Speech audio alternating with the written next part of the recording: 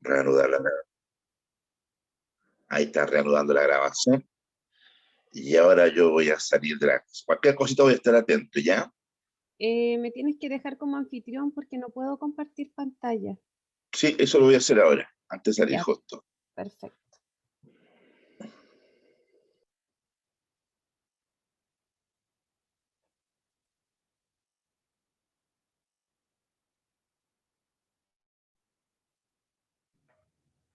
Hola, Hola, ¿cómo ¿cómo estás? estás? Bien, ¿y tú? Bien, gracias.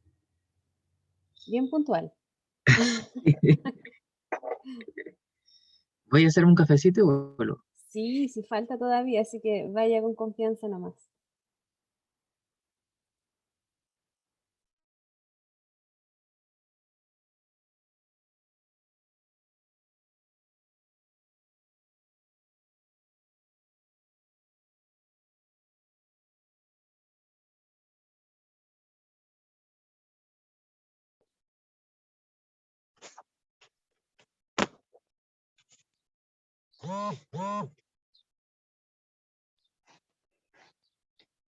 No lo veo. Miriam, ¿está por ahí?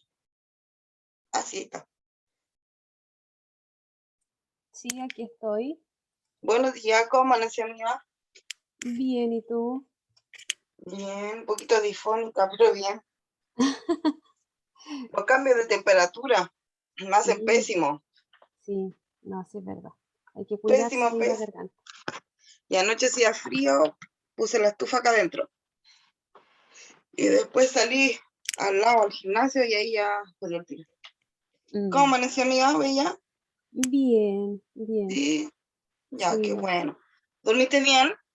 sí, Ya, qué bueno. sí. ¿Estás del computador o de tu teléfono? No del teléfono, porque como estoy en mi casa, yo no tengo computador. Ah, ya, perfecto. Ya estamos con un participante conectado. Qué bueno. Puntual. Sí, Sí, así esperamos que un ratito porque se conectan los demás. sí, sí, Súper, todavía igual es temprano. súper, súper. Yo tengo 6 para las 10 recién. Sí, Oye, por acá hace mucho frío.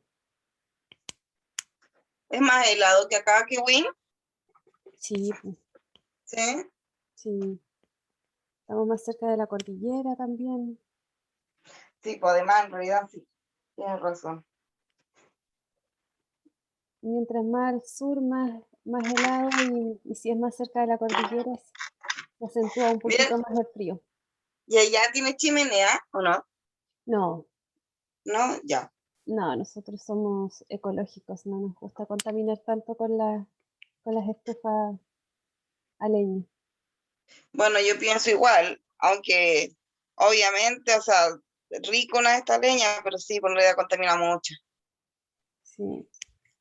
Así que no, tenemos calefacción eléctrica. Ya, Ujú. buenísimo.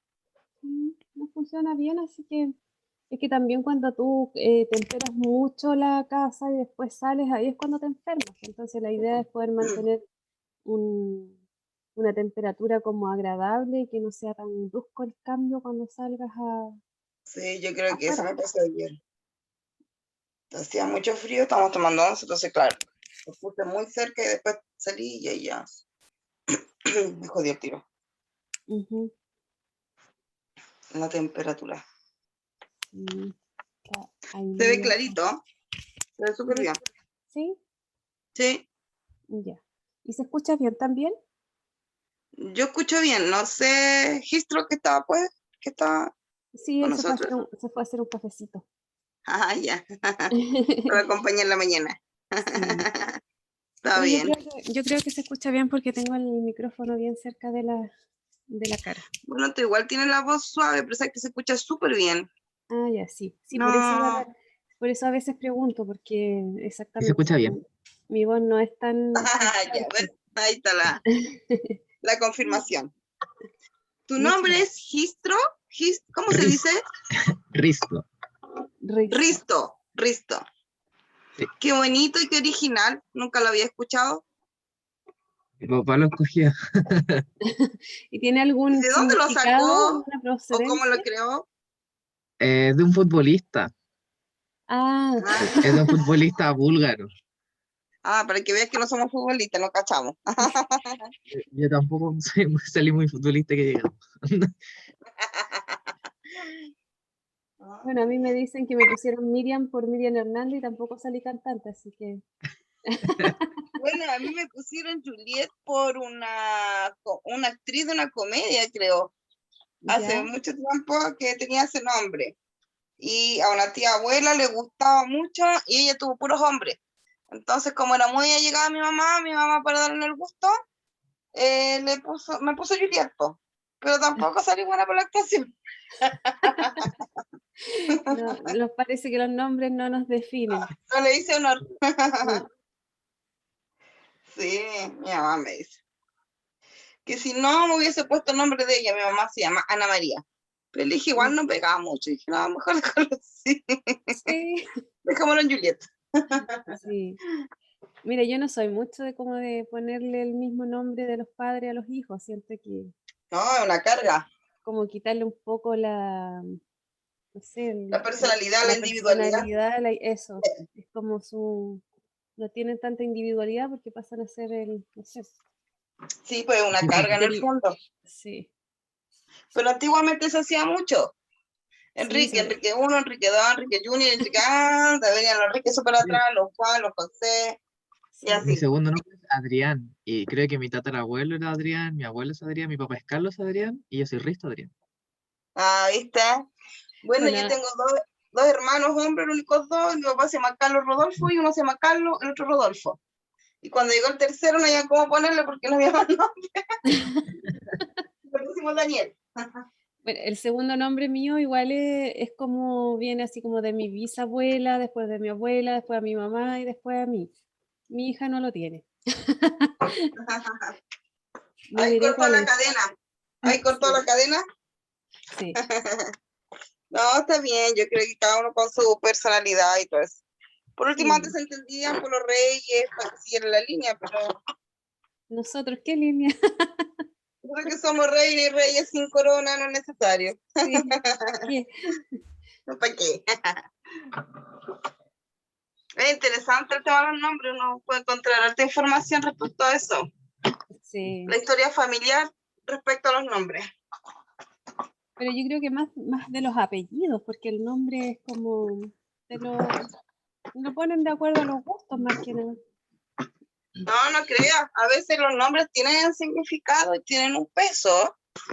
Por ejemplo, si una familia es muy católica, le pueden poner del Carmen, no sé, del Tránsito, así. Y con eso, en el fondo, quieren buscarle un destino a la persona, porque sigue el destino del... Sí, en mi ¿De quién familia le pusieron nombre? son todos así, o sea, José, Angélica, Eva, María, del Tránsito, de las Mercedes. Claro. Sí, no, todo. Creo que Pero yo igual soy, antes bueno, la gente Miriam también creo que es bíblico. también se preocupaban más de eso, en realidad, más de los significados que ahora. Yo encuentro que ahora es como más... Lo ponen el nombre que está de moda ahora, más que antes. Sí, sí. Onur. Onur. Ay, claro. Conozco un gatito, mi vecino es un gatito y se llama Onur. Honor. Onur. Bueno, hay tantos nombres. De todos los gustos. Yo conocí un abuelito que se llamaba Bienvenido. Oh, Bienvenida. ¿Sí? Lindo igual, pues bienvenida. sí. Y era bien amoroso. Pero las que se llaman Clarita, por ejemplo, y son súper morenas. Yo tenía una compañera que se llamaba, se llamaba Blanca. Ah, ya. Y era morena. Y era morenita, pues entonces como... Ya, pero las que se llaman Bella. Y si no También, son tan también bellas. tenía allá, sí, también Linda. tenía una compañera que se llamaba Bella y no era bella.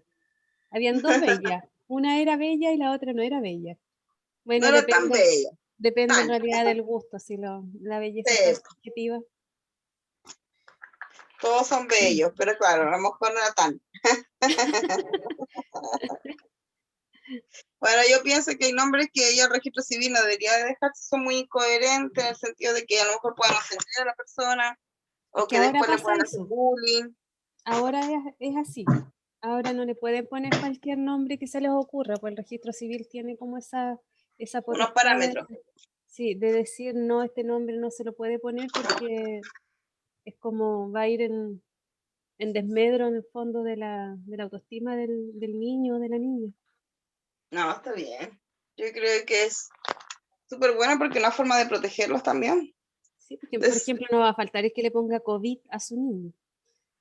Claro, de todas maneras. Le quiera poner COVID. Que queda muy traumado. Bueno, vamos a dar la bienvenida a Carolina, que se conectó, a Cindy Ortega, que también estuvo en la charla pasada, la Cindy, igual que Risto. Ujú. Y vamos a esperar unos 5 minutos más, unos 3 minutos más, a las 10:02, a las 10:05 que comencemos, Sí, me parece. ¿les parece? Sí. En honor al tiempo. Esta Y charla va todas a las ser más cosas. cortita igual, es como lo habíamos mencionado la vez anterior, estaba como más enfocada a los padres, así que los que son docentes y educadores que están acá tal vez les pueda servir como para traspasar así tal cual la información a los papás en el fondo. Habría sido ideal que se hubieran conectado más papás, pero por lo general cuesta la adherencia, inclusive Mucho. cuando se hacen talleres presenciales, cuesta mucho la adherencia de los padres a talleres. Sí, pues tú hiciste varios de, me acuerdo que hacía estos de, ¿cómo se llama? Habilidades parentales. De habilidades parentales, no me podía acordar Sí, del nombre. Sí, sí sí. me acuerdo. Sí, inclusive Pero, íbamos a los colegios y en los colegios era como reunión de apoderados y ahí antes de la reunión hacíamos el taller para poder que se juntaran, porque si le decían que solo era un taller, los papás no iban. igual es tema porque al final si el papá, la mamá le están exigiendo al niño, ellos igual debiesen también cumplir con estas cosas porque así los incentivan, los motivan y también se integran más respecto a lo que está haciendo su hijo. Exacto. Hay papás que son Entonces, súper pro y quieren aprender, inclusive nosotros allá se nos acercó cuando estaba en la OPD una mamá que quería ella por sí sola porque encontraba que estaba con dificultades con el trato con su hija y ella quería el taller de habilidades parentales sin necesidad de haber sido judicializada ni nada por el estilo. ya. Y entonces llegaba por sí sola. Y eso también es como valorable, que hay padres que sí se acercan y que dicen, pucha, tengo dificultades con el manejo de la conducta de mi hijo, con el manejo de, qué sé yo, de la imposición de normas, de límites y solicitan ayuda. Sobre todo también acá en psiquiatría, donde, claro, la mayoría de los chicos tienen temas conductuales complejos, temas de normas que no están claras.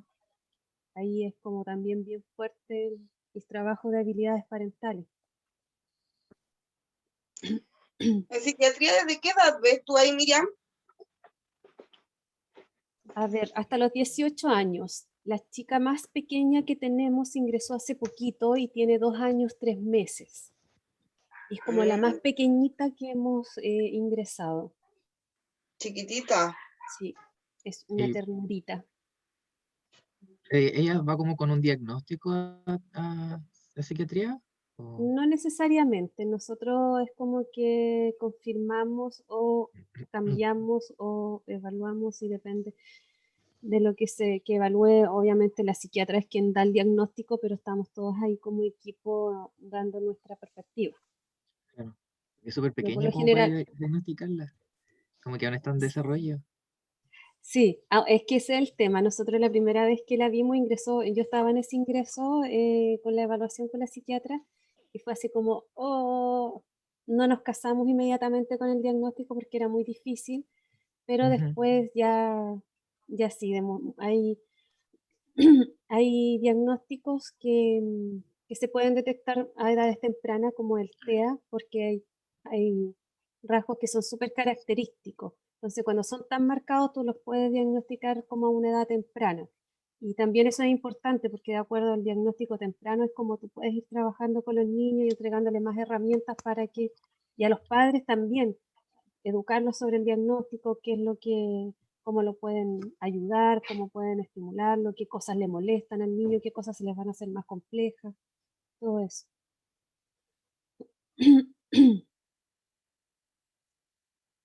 Pero hay otros que no se pueden hacer tan chiquititos.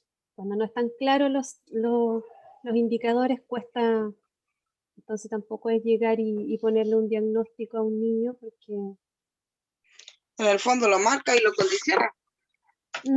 es que el diagnóstico también puede ir variando. No es que se le ponga un diagnóstico y quedó ahí para el resto de la vida. Por siempre. Ya. Exacto. Ah, ya.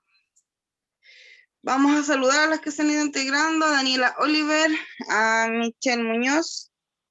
Ya estamos en la hora, así que ¿te parece, Miriam, que comencemos con los que están y los demás irán integrando, por supuesto, a medida que vamos avanzando? Entonces saludamos a Aristo, Carolina, Cindy, Daniela y Michelle, que son las personas que ya están conectadas. Súper, me parece. Así aprovechamos bien la mañana. Sí, bueno, el taller tampoco es muy largo, así que ojalá si se conectan más, no se conecten en un buen rato más, entonces, porque si no van a tocar solo Van a la perder. cosita. Sí, van a perder. Bueno, mi nombre es Miriam Elgueta, yo soy educadora de párvulo, licenciada en educación, diplomada en neurociencia con especialización en neuroeducación.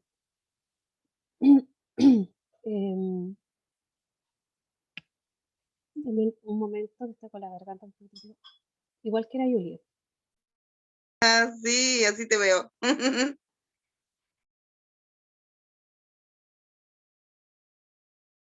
Ya, ahora sí. Trabajo en psiquiatría infanto-juvenil y el taller de hoy día en el fondo es conocer un poco cómo aprenden nuestros niños, desde la base un poco neuronal y desde lo ambiental también, ¿ya? Así que voy a presentarles acá el PPT.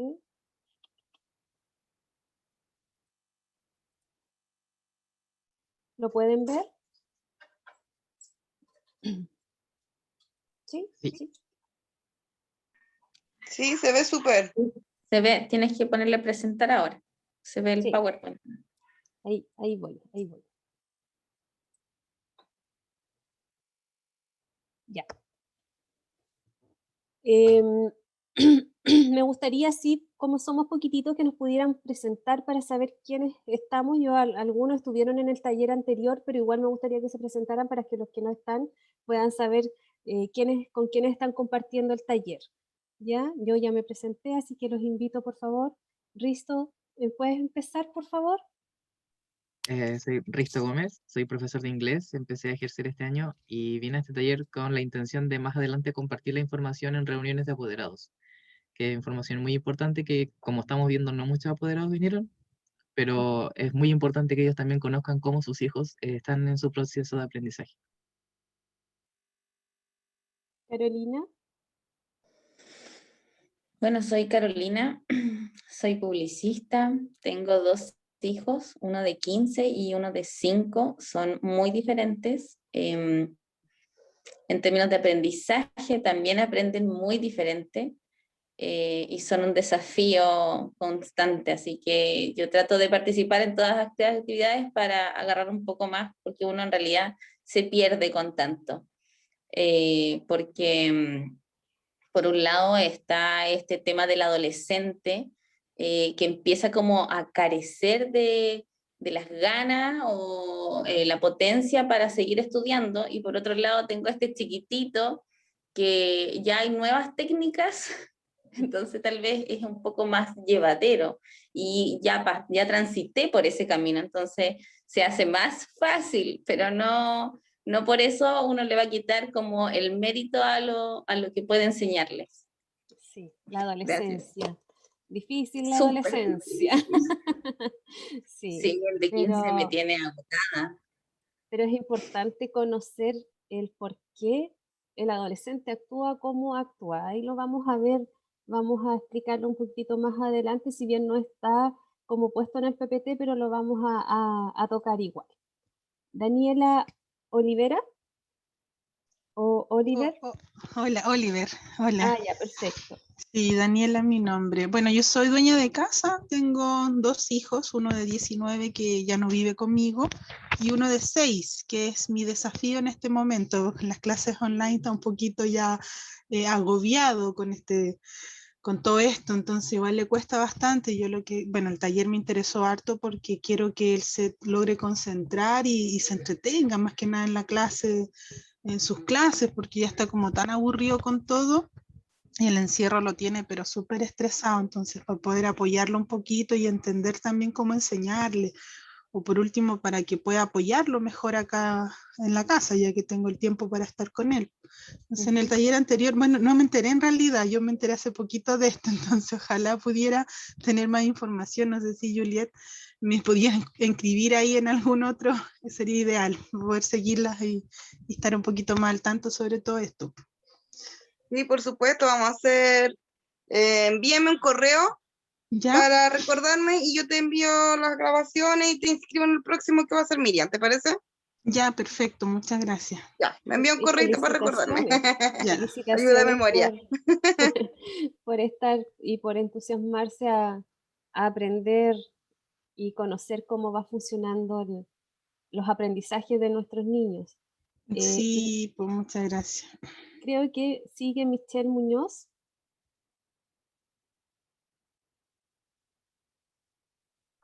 ¿Está Michelle? Sí. ¿Me escuchan? ¿Sí? Sí, te escuchamos. Yo estoy con la cámara apagada porque estoy con un invitado aquí. Bueno, mi nombre es Michelle Muñoz, soy terapeuta de terapias complementarias, también soy profesora de yoga y trabajo en educación. Entonces no pude participar, me quedé fuera por estos imprevistos de la maternidad, me quedé fuera del taller anterior. Así que, bueno, y además tengo 3 hijos, así que es súper importante también seguir tomando herramientas para poder ayudarlos y comprender de la mejor manera cómo facilitarles también los procesos que van viviendo, porque tengo una que está entrando en la etapa de la adolescencia, una preadolescente, tiene 10 años, otra de 4 y Nicolás que tiene 6 meses. Así que, claro, como decía, hay una de las chiquillas, la Carolina parece, eh, claro, uno cuando ya tiene un hijo mayor como que ya sabe el camino que viene con el que viene después, pero yo creo que de repente, claro, es como un poco es simple en la teoría, pero no es nada de fácil en la práctica, entonces, y son todos muy distintos en carácter, en personalidades, y así. Así que eso, estoy muy contenta de poder participar. Maravilloso. Cindy.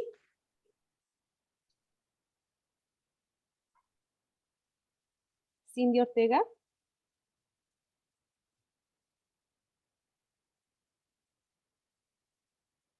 Bueno, Nadia Bastías está Ay, conectada. disculpen, ¿ahí se Ah, escucha? ya. Sí, se Pensé que escucha. tenía el micrófono prendido.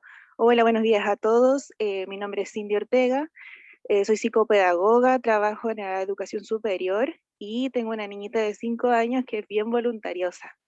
Así que estoy acá aprovechando todas las instancias que ustedes ofrecen, súper agradecida y esperando aprender mucho. Bueno, tenemos psicopedagogas, tenemos ahí también terapeutas alternativas que también nos pueden ir dando su opinión, porque como dijimos en el taller anterior, la idea es que estos talleres sean un compartir también de información y de conocimiento, si bien tal vez puedo tener un poco más de lo teórico y la práctica en cuanto a lo clínico, porque trabajo en salud, pero ustedes están en el aula, muchas veces las mamás están en sus casas con sus niños, están observando constantemente las conductas que tiene cada niño, por lo tanto también son una herramienta fundamental como para ir eh, sacando información también y complementando todos los saberes. Nos faltaría Nadia Bastía, que creo que se logró conectar.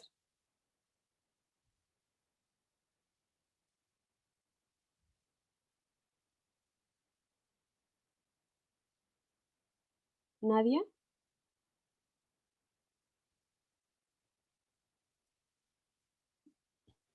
No ha logrado entrar con el audio. Ah, ya, perfecto. Bueno, vamos a empezar entonces en honor al tiempo, porque ya son las 10:15, creo.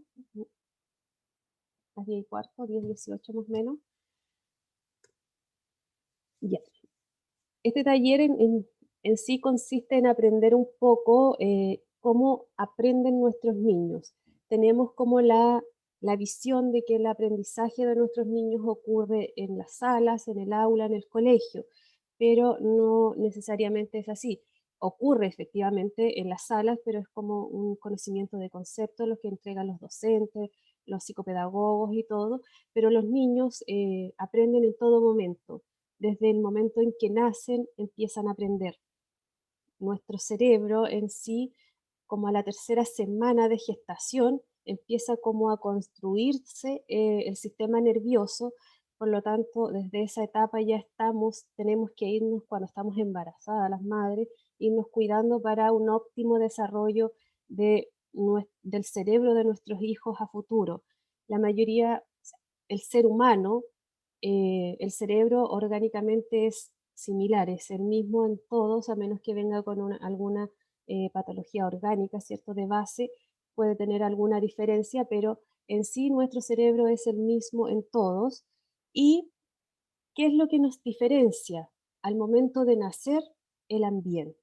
El ambiente es lo que nos va haciendo únicos y diferentes.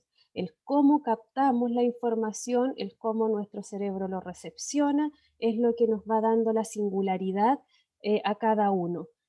Ahí es donde está la diferencia. Nacemos con una cantidad de neuronas, ¿cierto? Que está como predeterminada por nuestra genética, pero desde el nacimiento en adelante, lo que nosotros tenemos que ir potenciando son las conexiones que hacen cada neurona. Nuestro cerebro nace también con una masa muscular, o sea, perdón, con un diámetro o con un volumen de cierta cantidad, y este volumen con el tiempo crece.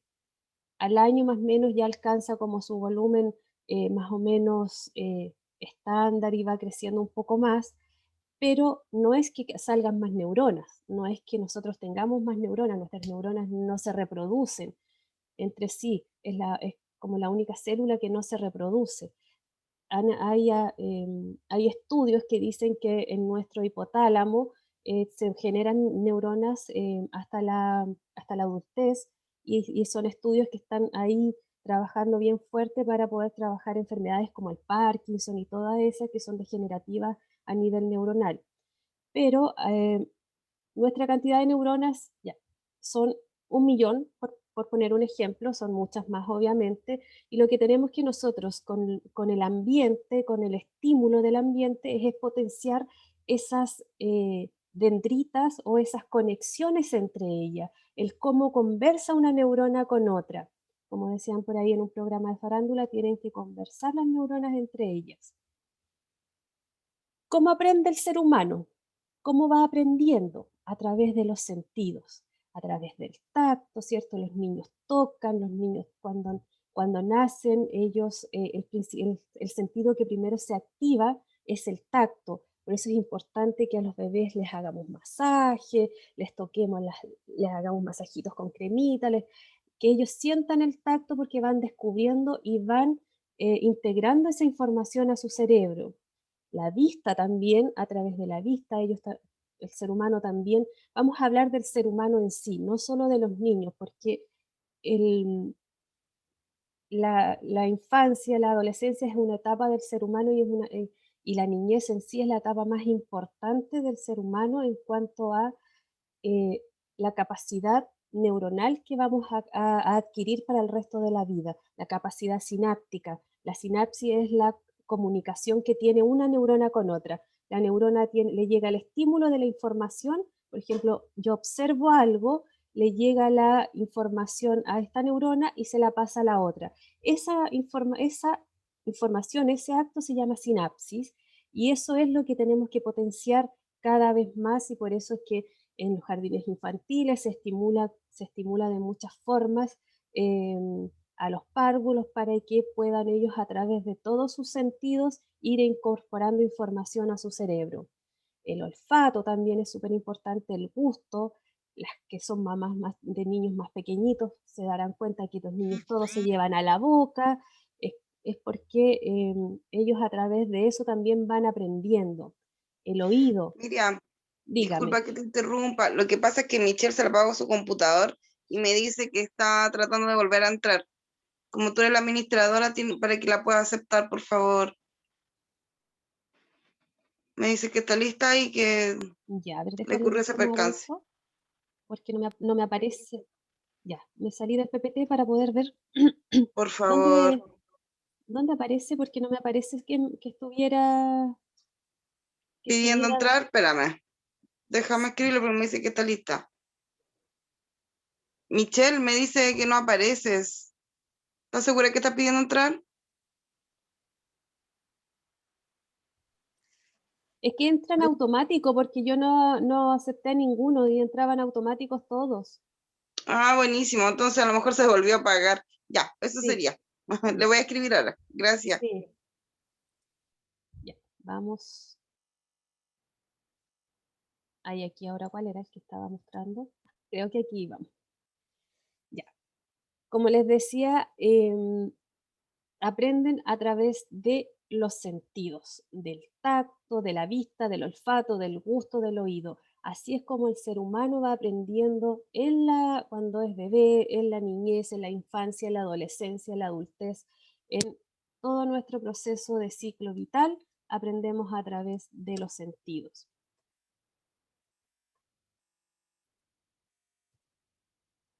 Ya. Es importante aquí, les voy a mostrar estas dos imágenes que son bien relevantes. Este que está acá, ¿cierto? Es nuestro sistema nervioso central. Aquí está nuestro cerebro, nuestros lóbulos, ambos lóbulos, ambos hemisferios. Acá tenemos nuestro cuerpo, nuestro tallo cerebral. Por aquí tenemos el cerebelo es el encargado del movimiento y todo eso, por eso es que también es importante la motricidad en los niños, la motricidad gruesa, ellos empiezan a trabajar ahí, a potenciar su cerebelo cuando empiezan a caminar, a empezar la marcha y todo eso. Ahí el cerebelo empieza a regular la información para poder ir perfeccionando el caminar. No nos vamos a enfocar como en cada parte del cerebro porque nos llevaría mucho tiempo, pero nos vamos a enfocar en las partes que son como fundamentales y que influyen principalmente en los aprendizajes. Como decíamos en delante, todos nuestros aprendizajes vienen de los sentidos.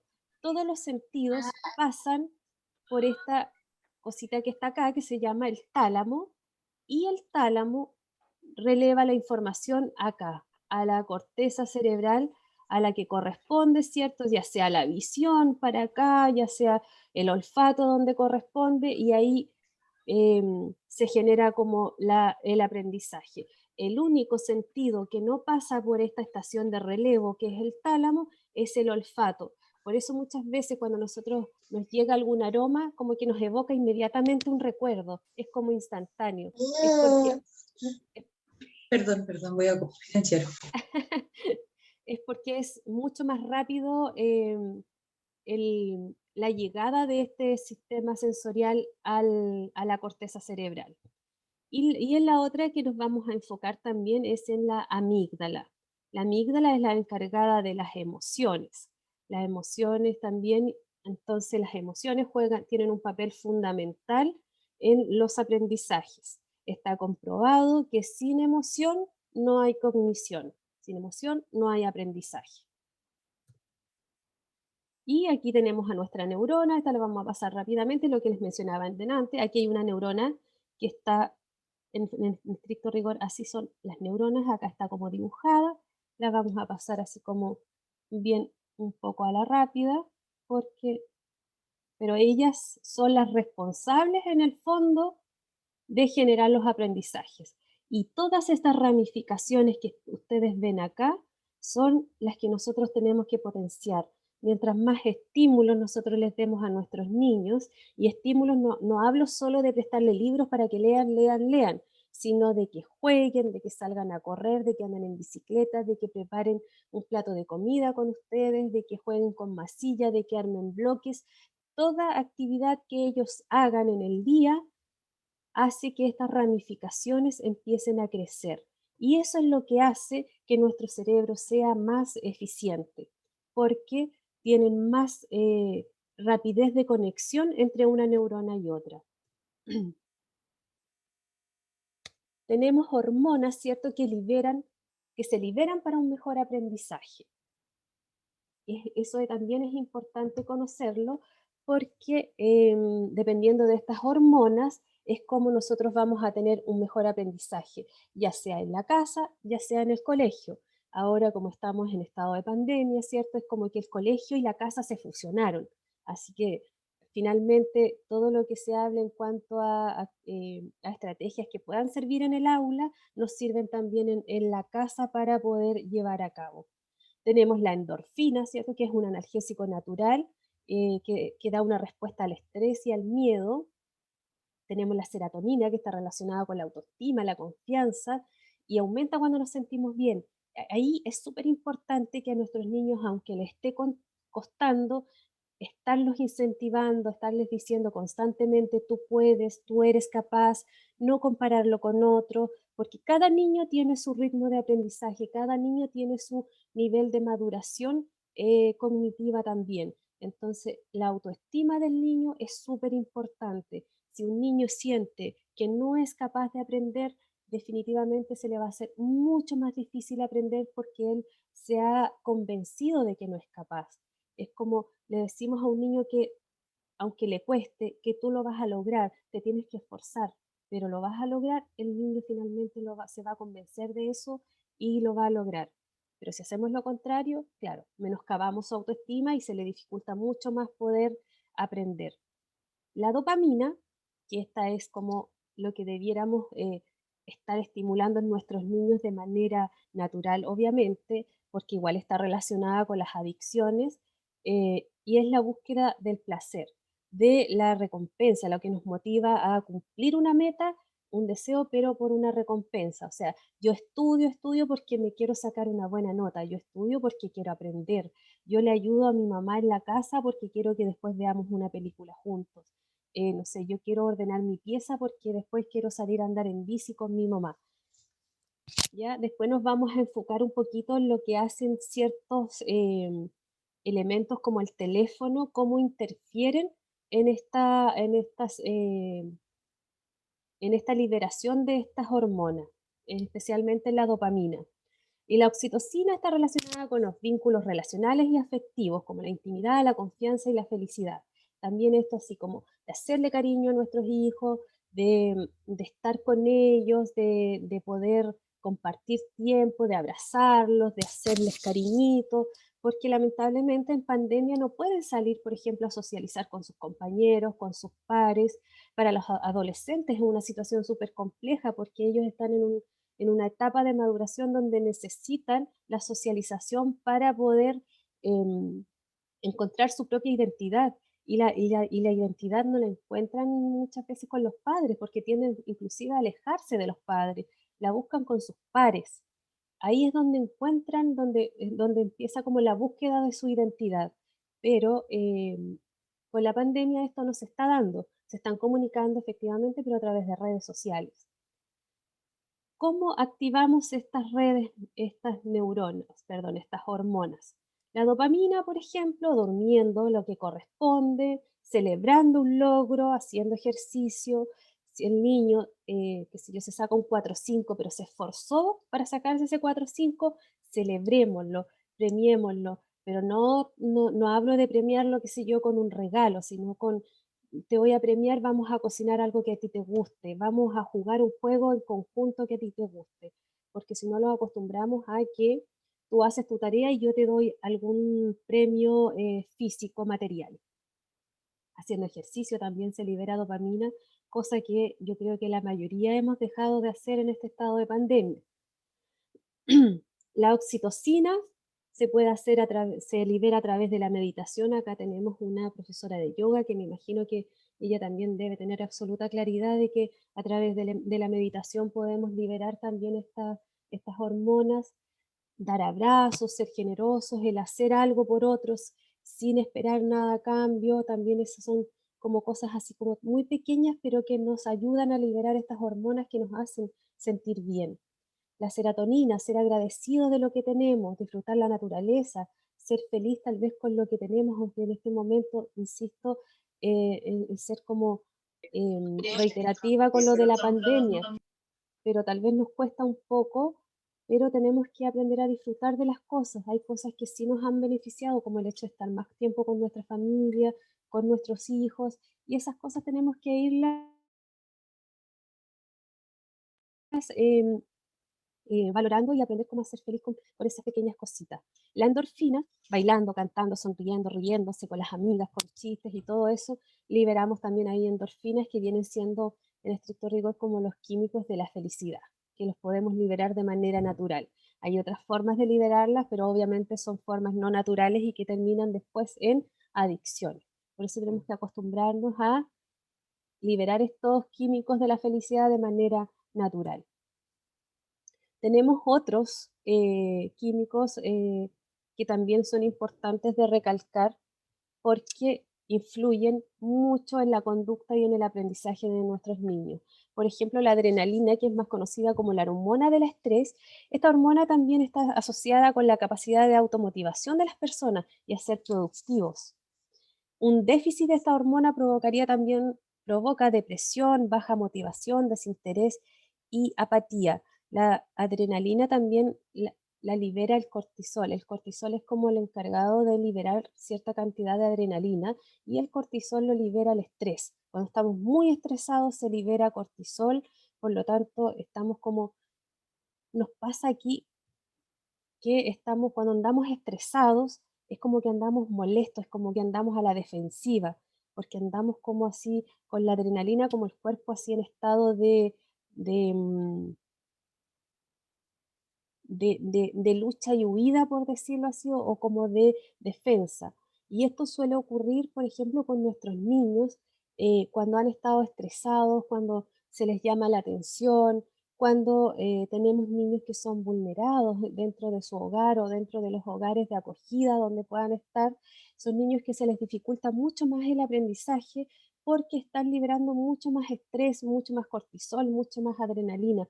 Por lo tanto, en el colegio muchas veces no rinden, son más agresivos, en la casa de repente también llegan más agresivos, es porque están, en el fondo pasa a tomar control el área que les mostré hace un ratito que se llama la amígdala cerebral.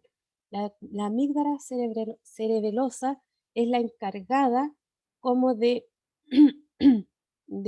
em, de activarse cuando hay situaciones de miedo y de estrés. Si un niño o si un adulto, si cualquier ser humano está en una situación de peligro inmediato, la amígdala cerebral, ¡pum!, libera inmediatamente adrenalina, cortisol y hace que nos pongamos en estado de estrés, o sea, perdón, de defensa y para poder huir, arrancar o protegernos. Y esta información se manda a nuestra corteza cerebral, la que también dice ya, sí, es peligro, pero no nos va a hacer daño. Por lo tanto, baja el nivel de cortisol y nos regulamos. Pero cuando los niños, los adultos o cualquier ser humano está constantemente sometido a situaciones de estrés, de peligro, está por lo tanto constantemente liberando cortisol y está su amígdala constantemente funcionando. Entonces se les dificulta muchísimo más el poder aprender porque están en modo de defensa. Pasa alguien por el lado, un compañero por el lado, y ellos reaccionan inmediatamente de forma agresiva o le responden de forma agresiva a los profesores, y así sucesivamente. Yo me imagino que los que son profesores los pueden haber visto, por eso es tan importante conocer el contexto sociocultural de nuestros niños, y si como padres a veces estamos pasando por situaciones en la familia que son más de dificultad, de conflictos, porque es natural que dentro del hogar de la familia hayan conflictos, es importante que estos conflictos estén súper anexos a nuestros niños y que no escuchen, ojalá que no escuchen las peleas, que no escuchen los gritos, porque ellos también se hacen una idea muchas veces errónea de lo que puede ocurrir y empiezan a estresarse y a liberar ahí cortisol y se nos ponen con más dificultades para estudiar, para concentrarse, para todo. Después tenemos la endorfina, ¿cierto? Que como dijimos es la que estimula el placer y tiene un efecto relajante en el cuerpo. El cuerpo humano segrega esta hormona al realizar ejercicio, al reírse. Esta hormona en grandes cantidades provoca estados de euforia y bienestar. El cortisol, no sé si me aparece por ahí, ahí sí, es la hormona que activa la producción de la adrenalina, es lo que ya le había mencionado, así que esa la vamos a pasar. La tiroidea, esta hormona niveles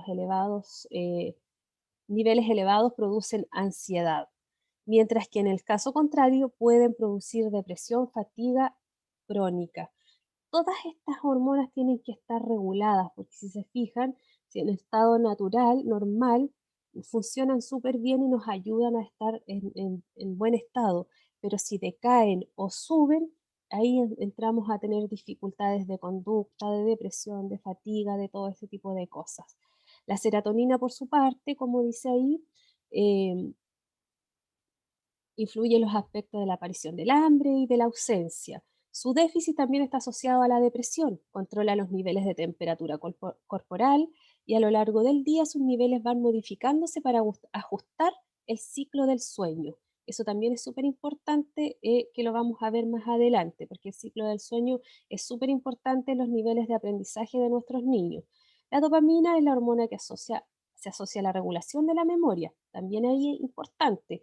Por eso en la sala mi profesora siempre cuando yo estaba en la universidad me decía, ustedes tienen que ser productoras de dopamina y que sus niños estén constantemente liberando dopamina porque de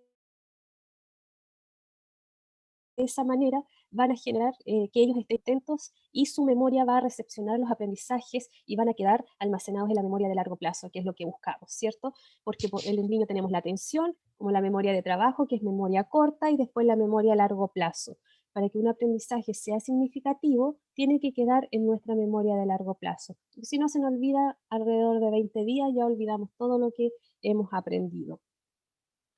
La oxitocina, por su parte, como dice ahí, favorece las relaciones sociales, y en cambio los niveles bajos dan lugar como a la tristeza y estados depresivos también. La melatonina, que es la hormona encargada de regular los ciclos de sueño y vigilia, también se ha demostrado que frena el envejecimiento prematuro. Así que ahí, para las que ya tenemos algunos añitos, es importante dormir nuestras horas adecuadas para que no nos envejezcamos, no sé si está bien dicha la palabra, pero para que no nos pongamos más viejitos antes de tiempo. El déficit de melatonina provoca insomnio, debilita otros procesos cognitivos como la atención y la memoria. Un niño que no duerme bien no puede poner atención como corresponde y no asocia los aprendizajes a su memoria de largo plazo. Ahora vimos, ¿cierto?, los factores, cómo aprende nuestro cerebro a través de los sentidos, cuáles son las hormonas que ayudan a que los aprendizajes sean significativos, que los niños tienen que estar contentos, tienen que estar tranquilos, tienen que estar en un ambiente que no los distraiga. Si están en la casa, ojalá no haya un televisor encendido al lado, o que los que tienen hijos de edades mayores que no estén jugando a la Play, porque si están jugando Play y el niño más pequeño está sentado en el computador, va a ser muy difícil que pueda poner atención porque su memoria, su oído va a estar pendiente de allá y va a estar tratando de poner atención también en la clase. Por lo tanto, no va a ser mucho lo que va a poder internalizar como conocimiento. Acá, ¿cómo afecta el estrés el aprendizaje? Lo que hablábamos en delante, ¿cierto? Esta señorita que está aquí es la encargada. Es súper importante esta área de nuestro cerebro que se llama amígdala cerebral, porque es la que nos permite protegernos de los peligros, de, de si siempre pongo el mismo ejemplo, pero en realidad es como el más claro. Si yo voy caminando por la calle, por la vereda, y me ladra un perro de repente, a mí me da mucho susto, así como, se me sube toda la adrenalina al cerebro y siento que tengo que salir arrancando. eh, Ahí se activa inmediatamente mi amígdala cerebelosa y cuando observo que el perro está atrás de una reja, llega la información, ¿cierto? Acá a mi corteza cerebral y la corteza cerebral le dice a la amígdala, ya, cálmate, cálmate, el perro está adentro, no pasa nada, regúlate, y la amígdala se regula. Pero ¿qué pasa si el perro no está dentro de la jaula? Mi amígdala sigue funcionando y ¡pum! Yo tengo que o me defiendo o arranco. Obviamente ante un perro la respuesta correcta sería arrancar, ¿cierto? Pero, ¿qué pasa con los niños cuando están en situaciones estresantes? Tal vez esta etapa de pandemia ya en sí es una situación estresante para ellos porque han tenido que adaptarse a un nuevo sistema. La socialización en los niños es parte de su crecimiento, es parte de su desarrollo fundamental. Al colegio no solo van a aprender conceptos de matemática, lenguaje, historia y naturaleza, también van a socializar con sus pares, ellos también aprenden mucho desde sus pares. Es algo, nosotros somos seres sociables por naturaleza. Entonces ahora ellos lo están socializando así como en persona, lo están haciendo a través de las pantallas, que si bien ayuda un poco, no es lo más óptimo, no es lo más fundamental, no es lo que más ayuda. Por lo tanto, ya el estado de pandemia es un estado estresor para nuestros niños, tenemos que pensar eso. Por lo tanto, ya tenemos un indicador de que les va a costar concentrarse, de que les va a costar aprender. Más aún cuando estamos viendo las noticias, cuando vemos en internet que estamos bombardeados de información que no siempre es la adecuada, de que la vacuna nos va a producir esto, la vacuna nos va a producir esto otro, que la pandemia no se va a acabar, que vuelven las clases, que no vuelven, que los niños tienen que ir y que se van a contagiar. Los niños igual captan toda esa información y para ellos es súper ambiguo toda la información en su cabeza, por lo tanto se estresan porque no tienen claridad de lo que viene en el futuro. Probablemente ni nosotros como adultos, si somos sinceros, tenemos como claridad de los pasos que vienen, si se va a pasar luego la pandemia, si no, no la tenemos. Entonces para ellos es más aún complejo. Es importante acá limitar la información que llega a los niños. No significa ocultarles la información, es importante que ellos estén enterados de lo que ocurre, pero de fuentes oficiales, que ojalá la información que se la entreguen tal vez la mamá, el papá, el profesor, cuando ellos tienen dudas respecto a algo, buscar la información en los medios adecuados para que ellos tengan la información como corresponde y no la empiecen a buscar porque tienen acceso al celular. Entonces ellos también empiezan a buscar información y en la web encuentran de todo. Entonces ahí tenemos que también tener mucho cuidado cuál es la información que nuestros niños están consumiendo respecto a la pandemia. El colegio muchas veces presta ahí ambientes súper amigables dentro de la sala y los niños se sienten ahí tranquilos y pueden estudiar, pero también tenemos situaciones donde en el colegio los niños sufren bullying. No nos vamos a negar a esa posibilidad porque es una realidad. Los niños sufren bullying, por lo tanto también ahí se pasa a activar nuestra amígdala cerebral y nuestros niños están estresados y les cuesta aprender. A veces tenemos niños que son súper eficientes en cuanto a los aprendizajes y pasan por situaciones de estrés, de bullying o situaciones de, de problemas familiares en el hogar y bajan sus notas. Y ahí también tenemos que, los como docentes, estar preocupados de qué es lo que ocurre en la casa, tal vez ayudar a esa familia también a poder superar las dificultades, que los padres, si ven que el niño manifiesta que está siendo molestado en el colegio, conversar con los profesores, plantear el tema en el establecimiento para que se tomen medidas respecto al tema. La mayoría de los establecimientos educacionales tienen protocolos para actuar ante situaciones de bullying, pero es importante visibilizarlos al colegio. Acá tenemos, ¿cierto?, nuestra amígdala que está ahí, está nuestro hipocampo, el lóbulo temporal, tenemos ahí nuestras áreas del cerebro. Y como les decía, la amígdala es la región del cerebro que procesa las emociones del miedo y por lo tanto dispara todos los mecanismos de supervivencia, lo que yo les había mencionado recién. La amígdala controla las respuestas de huida que tenemos cuando sentimos miedo, ya sea al percibir el peligro que por nuestros sentidos o inclusive al recordar algo del pasado.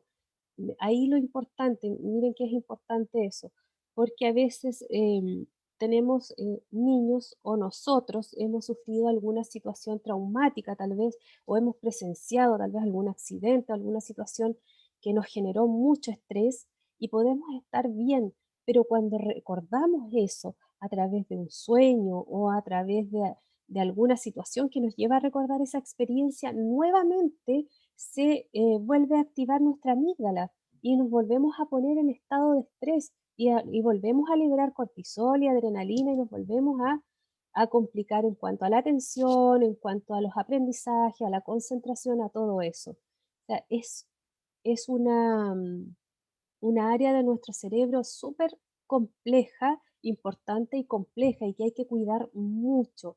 Eh, los niños desde que nacen hasta los 6 años es cuando tienen su mayor capacidad de plasticidad cerebral, capacidad sináptica en el ser humano en sí.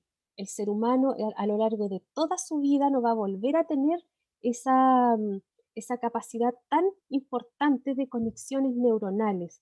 Entonces, lo que nuestros niños aprendan de 0 a 6 o 7 años es tan relevante que va a afectar su vida, va a afectar el resto de su vida. Podemos ser abuelitos y situaciones que nos pasaron, ya sean buenas o ya sean malas, en nuestra infancia nos van a afectar. Ahí la relevancia de cómo cuidamos la infancia, de cómo la protegemos, de cómo trabajamos estas emociones, ya sea en el aula, ya sea en la casa, siempre con emociones positivas, lo que no significa que le tenemos que dar todo. Ahí hay como, de repente me pasaba en algunos talleres que los papás decían, ya, entonces le tengo que dar el gusto en todo. No, no significa darle el gusto en todo. Los niños necesitan normas, necesitan estructuras, porque eso también les sirven a ellos como autorregulación. Un niño sin norma y sin estructura es un niño que no se sabe autorregular, por lo tanto se descontrola, tiene descontrol de impulso, y eso suele pasar cuando hay estilos de crianza muy permisivos, como mi hijo que haga lo que quiera, que sea feliz con lo que él quiera. Pero nosotros ahí como adultos tenemos que tener ciertas normas y ciertos límites que le tenemos que imponer a nuestros hijos también. Obviamente con las formas más adecuadas, que no lo lleven a los niños a sentir que están en peligro ante nosotros, pero sí que sientan que ellos tienen que adecuarse a un sistema de normas dentro de la casa, porque cuando ellos sean adultos van a salir a una sociedad también, bueno, ya son parte de la sociedad, pero van a salir a una sociedad tal vez en la universidad donde se tienen que acatar a normas, después a un ambiente laboral donde también se tienen que acatar a normas. Acá vamos a hablar del sueño, lo que les mencionaba en delante. La melatonina es una hormona fundamental para regular el sueño. ¿Y qué pasa cuando no ocurre esto? Los niños y adolescentes con déficit de sueño no logran concentrarse, lo que les decía también, lo que hemos hablado en delante, que finalmente está como todo relacionado entre sí. No logran concentrarse, ni estudiar, ni trabajar de forma eficaz. También pueden tener problemas emocionales como una depresión, problemas de concentración o de conducta. Hay hay 4 implicancias ahí importantes que ocurren por la falta del sueño. Una, que limita las habilidades de planificación y organización, ¿cierto? La falta de sueño afecta cómo piensan los niños, debilita temporalmente el área del cerebro responsable de la organización, que es la parte frontal, ¿cierto? Nuestro lóbulo frontal, que son donde están todas las habilidades ejecutivas. La planificación y la solución de problemas también. Por ejemplo, puede que se le pierdan los útiles escolares, que dediquen mucho tiempo buscando estas cosas y terminan no haciendo las tareas o muy atrasados en sus tareas porque no saben dónde dejaron sus cosas. Tienen también dificultades para priorizar qué es lo más importante. Les pasan un examen y no saben por dónde empezar porque no están bien concentrados. Disminuye la atención también, la concentración, la atención. Hay estudios que incluso que demuestran que cuando una persona no ha dormido lo suficiente, experimenta como brevemente patrones de ondas cerebrales que son las que se detectan cuando estamos dormidos. Por lo tanto, es como que se quedaran en blanco por ciertos momentos y por eso es como que después vuelven y no saben qué pasó, no saben qué habló la profesora y tienen que volver a tratar de concentrarse, cosa que se les es difícil porque tienen sueño. No lo logran y se estresan y se paran y salen de la sala tal vez y tenemos ahí los típicos niños que, que después dicen que son más disruptivos, que no ponen atención, pero tal vez se debe a que no han tenido un sueño tan reparador. Y también entorpece la memoria. La falta de sueño puede tener un efecto negativo sobre la memoria. Y recuerden que la memoria, como dijimos, es donde se almacenan todos los aprendizajes que sean significativos. Es importante el sueño, además, durante el sueño el cerebro es como que ordenara lo que aprendió en el día. Archiva. Aprendió esto, en la noche nos dormimos y nuestro cerebro se pone a trabajar y empieza a archivar la información. Si el niño no duerme adecuadamente, si nosotros adultos no dormimos adecuadamente, podemos haber estudiado algo todo el día y los aprendizajes que nos van a quedar van a ser muy poco porque no le dimos tiempo a nuestro cerebro a que organizara la información como corresponde durante el sueño.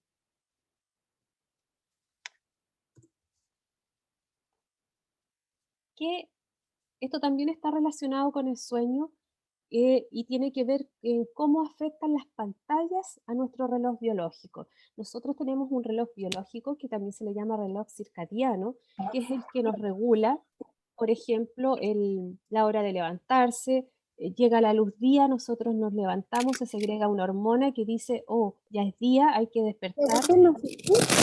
Y en la noche, Nadia Bastía parece que está con su audífono prendido, con su micrófono Entrar, ya dame el ID. prendido. ¿Te diste volumen o no? Nadia Bastía me parece que está con su micrófono encendido, la podemos escuchar. ¿Lo puede mutear, por favor? Ya avancemos, si estoy escuchando entonces. Ahí sí, muchas gracias. Ya. Nuestro reloj biológico, como les decía, el que nos regula los estados de sueño, los estados de vigilia. En la noche, cuando empieza a oscurecer, la luz se empieza a poner tenue, nuestra vista, obviamente, a través de la vista, ingresa la luz a nuestro cerebro y le dice, ya, está empezando a anochecer, hay que liberar melatonina. La melatonina es la que nos induce el sueño. Pero ¿qué pasa con las pantallas? Las pantallas tienen luz blanca, tienen luz día, por decirlo de alguna manera, y estas pantallas lo que hacen es evitar que el cerebro identifique que está oscureciendo.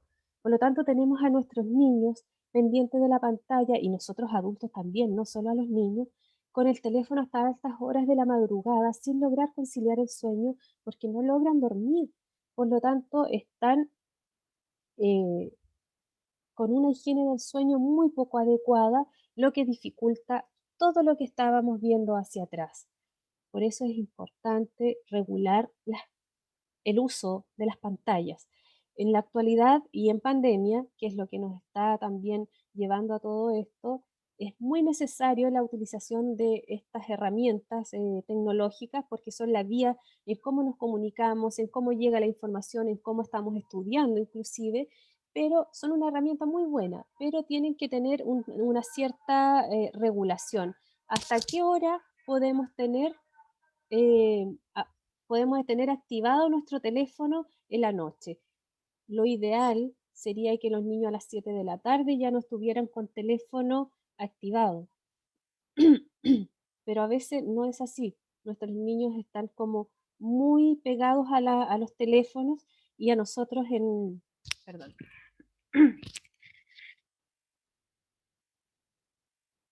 Y a nosotros ya en psiquiatría nos están llegando niños casi con adicción a la pantalla, porque la pantalla del celular, sobre todo los juegos, los Free Fire y todos estos juegos que son súper interactivos, lo que hacen en el cerebro es que recibe tanto estímulo, además de evitar que se libere la melatonina, ¿cierto?, para que duerman, se libera tanto estímulo que las neuronas no saben cómo reaccionar y no hacen sinapsis entre ellas, por lo tanto se quedan estáticas y tenemos ahí un cerebro que no está generando estas dendritas que vienen siendo, ¿cierto?, las que nos hacen tener un cerebro más activo, más efectivo, más rápido. ¿Y qué ocurre? Que vamos a tener niños con más dificultades de aprendizaje porque van a tener menos conexiones neuronales, ¿cierto? Porque sus neuronas es tanto el estímulo, es casi como que estuvieran recibiendo una droga, una adrenalina así súper alta, por lo tanto las neuronas se ponen en estado de, de parálisis, por decirlo de alguna manera, y no generan comunicación entre ellas.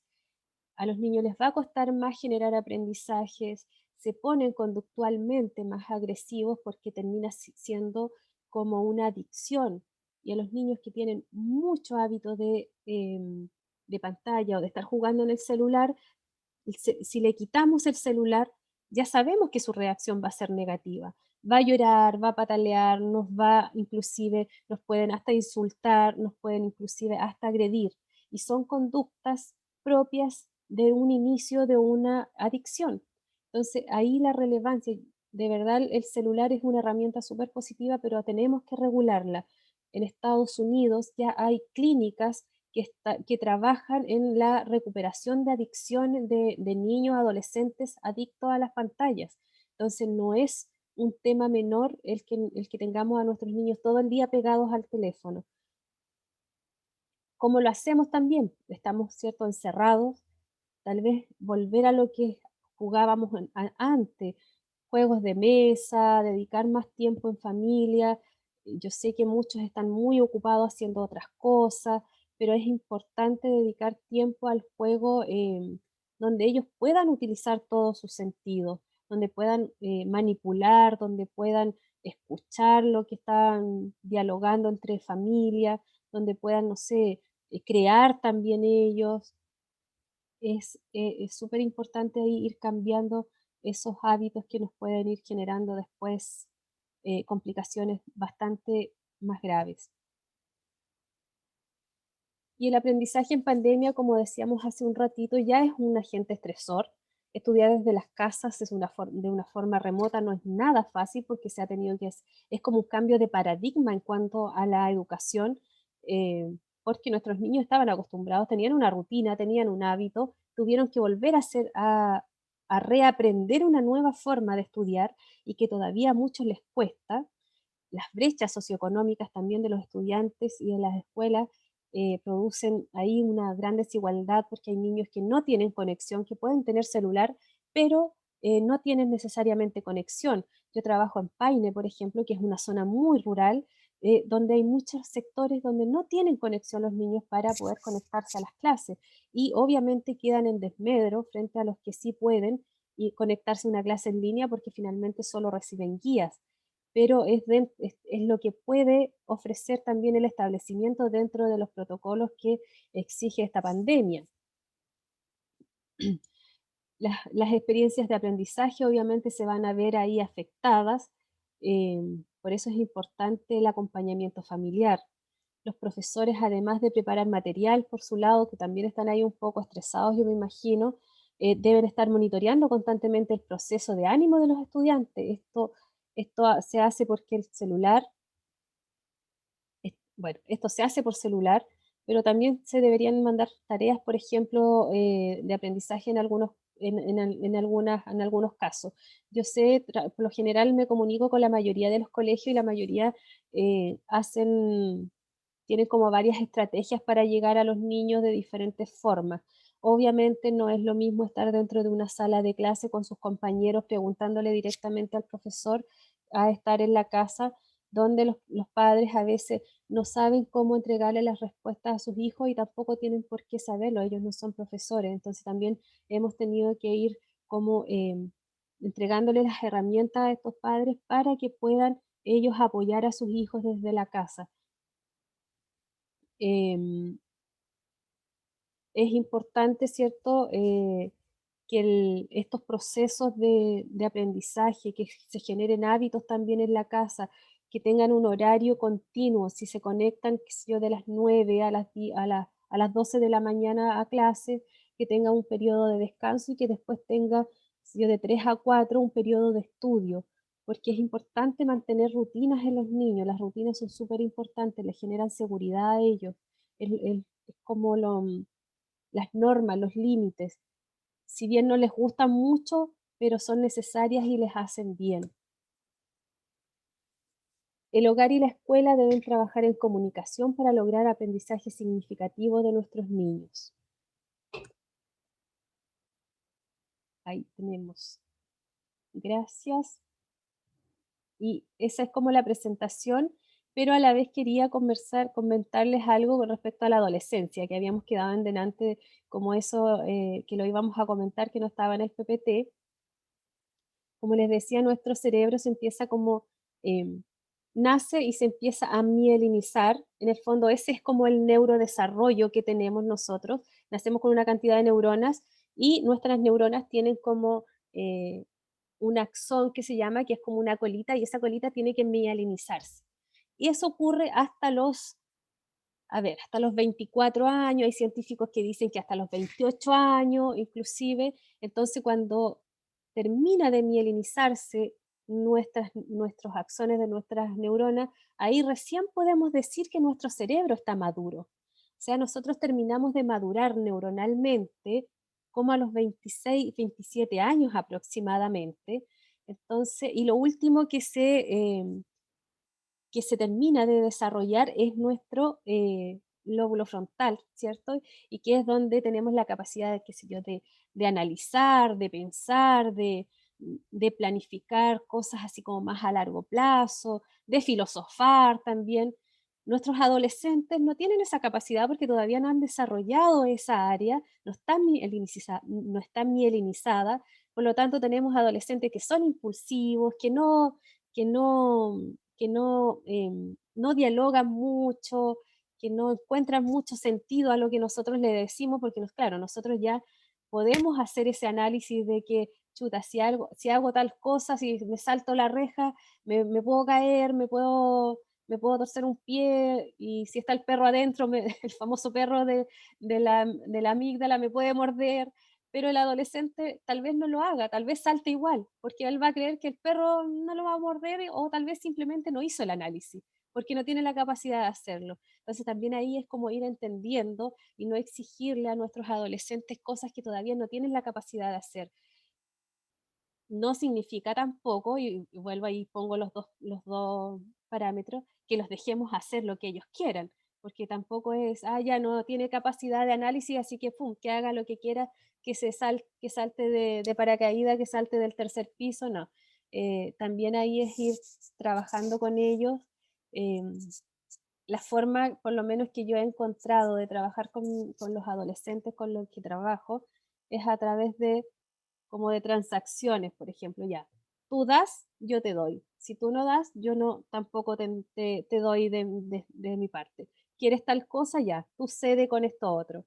Y así terminan funcionando. Dialogar mucho con ellos, porque a ellos les gusta dialogar, les gusta ser escuchados, les gusta que se les tome en cuenta su opinión, porque también están en esta búsqueda de identidad, por lo tanto siempre están buscando información a ver con cuál se identifican y siempre van a querer expresarla. Tal vez un día le digan a la mamá que quieren, no sé, ser rockstar y se quieran poner la vestimenta de un rockstar y anden así como, no, yo voy a hacer esto así como hasta la muerte que van a ser rockstar, y a los 2 meses ya no les va a gustar eso porque encontraron que se identificaban con otra cosa más y van a ir cambiando ahí como sus gustos. Así que si les aparece un adolescente así que llega un poco como extraño, no se asusten tanto y es una etapa y conversar con él por qué le gusta eso, qué lo orienta a seguir esa línea, en qué se influenció, qué es lo que le llama la atención, y mostrarle otras alternativas también. Pero si le decimos no lo puedes hacer, el adolescente lo va a hacer.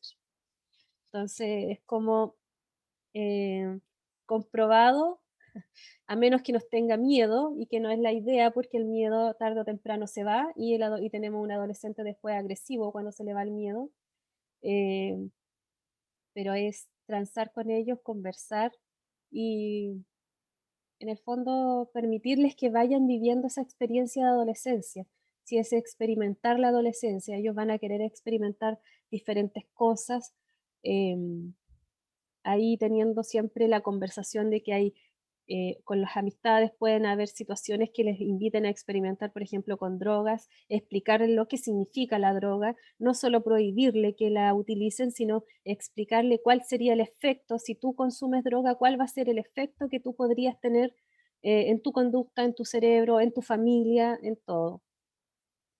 Es como eso más que nada en cuanto a adolescencia, como a grandes rasgos en realidad, respetando la hora que dijimos que íbamos a tener el taller. Así que no sé si alguien tiene alguna pregunta, algo que comentar, les cedo la palabra. Yo les puedo comentar.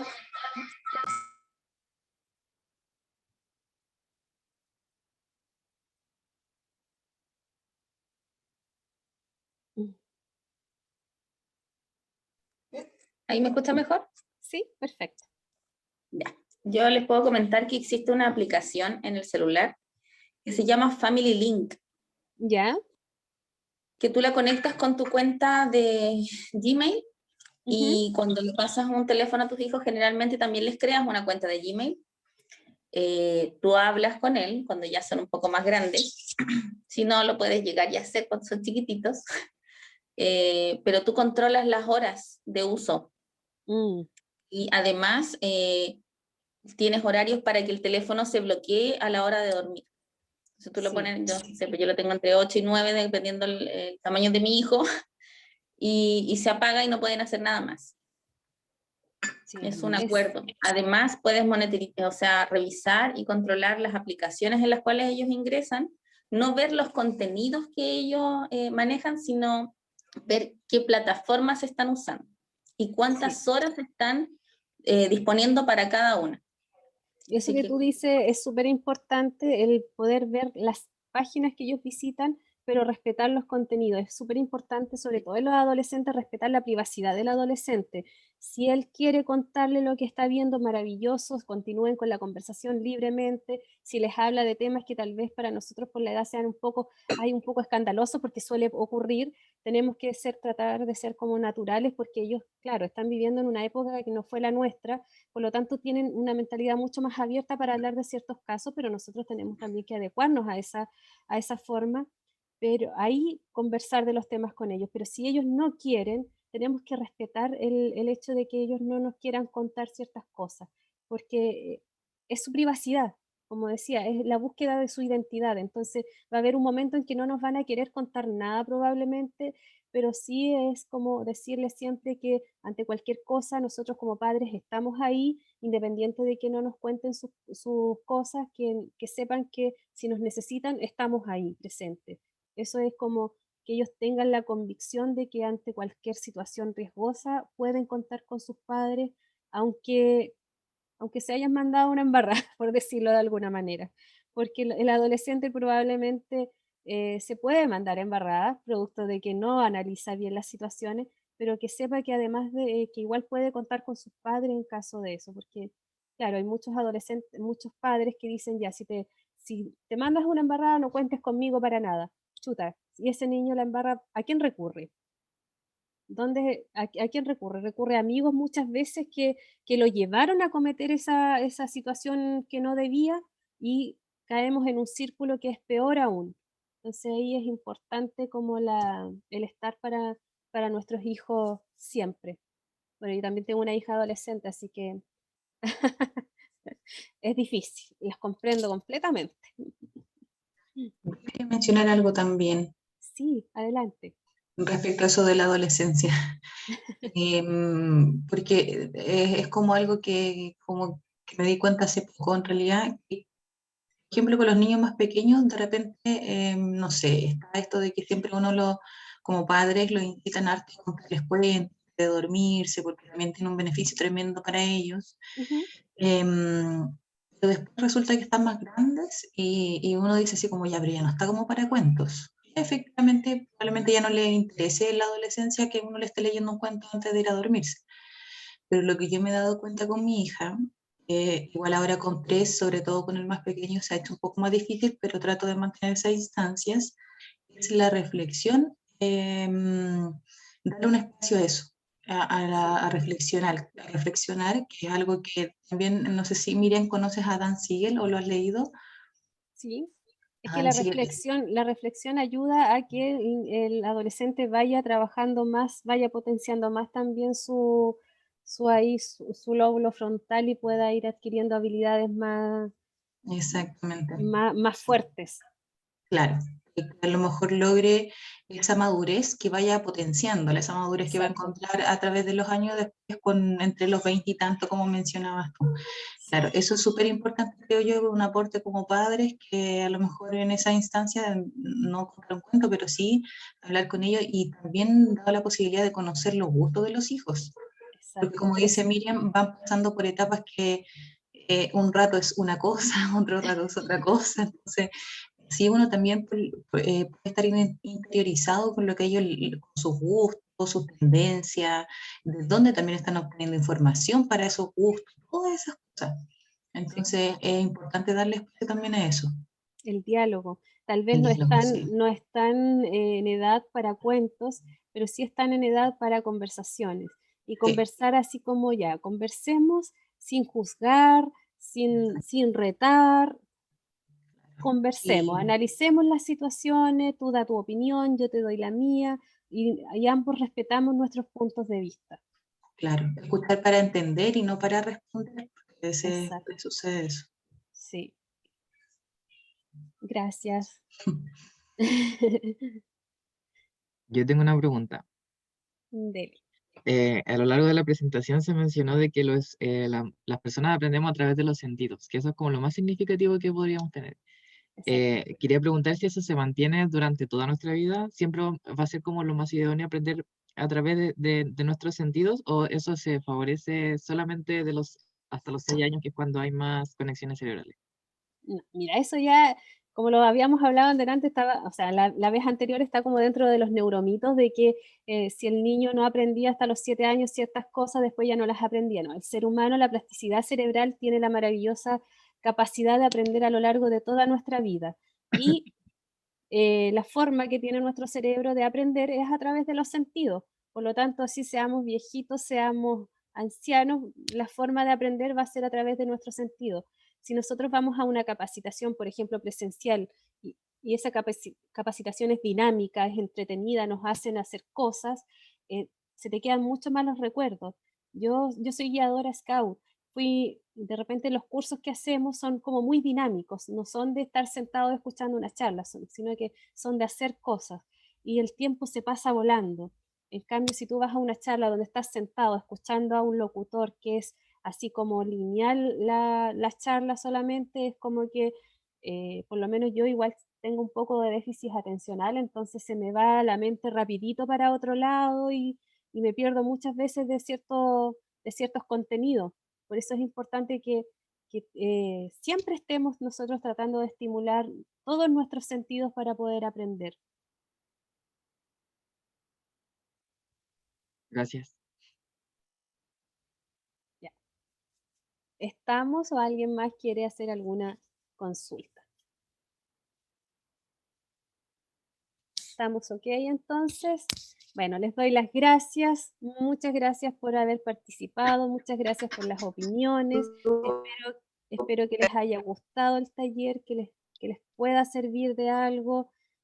Para Gracias a ti. ¿Perdón? Yurita, se te escucha súper entrecortado. Estuvo bonito. Y pues, Ya. Escuché bonito, así que muchas gracias. No sé si la escuchan bien ustedes, pero yo escucho súper entrecortado. Miriam, Yurita, ¿sí? disculpe una consulta. Quería Dígame. saber si se van a ir generando otros talleres de aquí en adelante para seguir inscribiéndonos. La idea es que sí, porque hay muchos temas, de verdad el diplomado el que realicé es como súper amplio y es como la vez anterior yo hice una repasada como de lo más básico que era como de de la neurociencia en sí, pero hay temas educativos que se van trabajando desde la neurociencia, que sigo cómo se trabaja el lenguaje de la neurociencia, cómo se trabaja la matemática de la neurociencia. Hay muchos talleres que se pueden ir haciendo, depende del interés de las personas, o sea, que se comuniquen con Juliet y si le piden, qué sé yo, hay cierta cantidad de personas que se quieran inscribir, los podemos seguir haciendo, yo no tengo ningún problema, me gusta mucho poder hacer estos talleres porque así refresco también mis conocimientos y mi memoria también se va revitalizando más. Buenísimo, Miriam, muchas gracias. Muchas gracias, Miriam. De verdad estuvo buenísimo. Yo creo que estuvo en el tiempo preciso. Sí, Estuvo sí, claro. Se transmitió lo que quería en el fondo entregar. Así que de verdad te doy muchas gracias por tu tiempo, tu buena voluntad y por entregarnos tus conocimientos. Ya, todo entonces ahí a liberar dopamina para que sean felices y puedan andar ahí aprendiendo mucho más y también haciendo que sus niños, hijos liberen dopamina. Hola Miriam, quiero hacer una consulta. Dígame. Yo estuve, bueno, te he escuchado, pero no alcanzaba a escuchar todo porque de pronto la señal es mala. Al final he tenido problemas, pero lo que he logrado captar es muy, muy interesante. Pero me gustaría saber si esta charla que tú has dado está grabada como para poder yo verla de nuevo, tener opción a volver a analizar todo lo que tú has Sí, comentado, lo que me he perdido. sí está grabada, ahí tendríamos que conversarlo con Juliet si ella la puede enviar. Sí, bueno, como todas las charlas, el que necesite la grabación tiene que pedirla. Tiene que enviarme un correo solicitándola, por favor. Pero no se puede subir a YouTube. ¿Ya? No. Ya, pero Por muchas lo gracias, mismo es muy solamente interesante. hay quien la pida.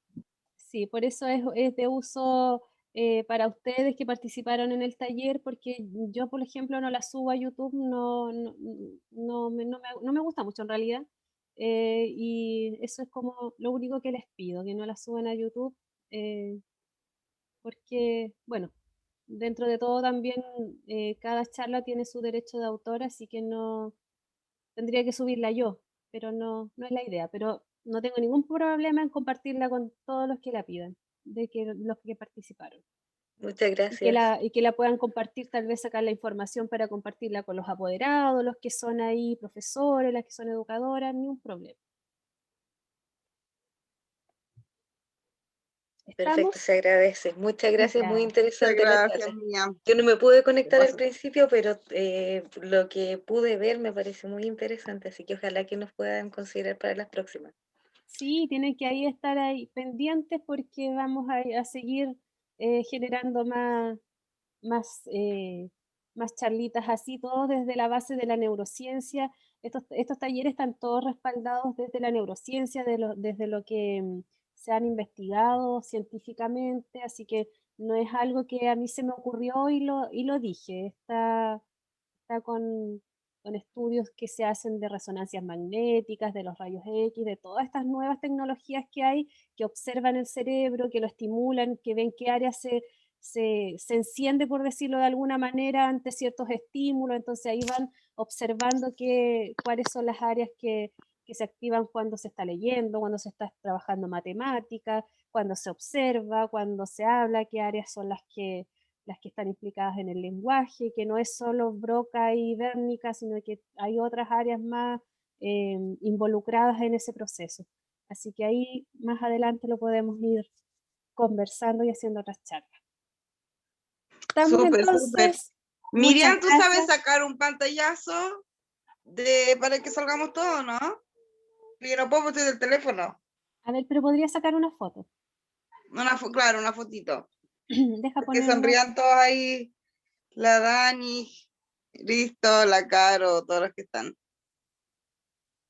Ah, ya. Ahí me aparecen todos. Para que sonrían ahí los chiquillos. La Cindy y Envíame el Nadia. correo viendo el video que lo necesite, ¿ya? 1, 2, 3. Ahí salieron muy bien. Muy guapos todos, muy guapas. Muchas gracias, miren, y gracias a todos los que participaron. Sí, ¿Ya? muchas gracias. Y muchas Gracias a gracias, ustedes. muchas gracias. Lindo Nos fin de vemos. semana. Igual, Chao. muchas gracias. Gracias por la lindo fin de semana. invitación, muy Adiós, sí. interesante. Sí, Vamos a muchas estar gracias. pendientes para el próximo. Súper, gracias. Chao, que esté muy bien. Chao. Chao.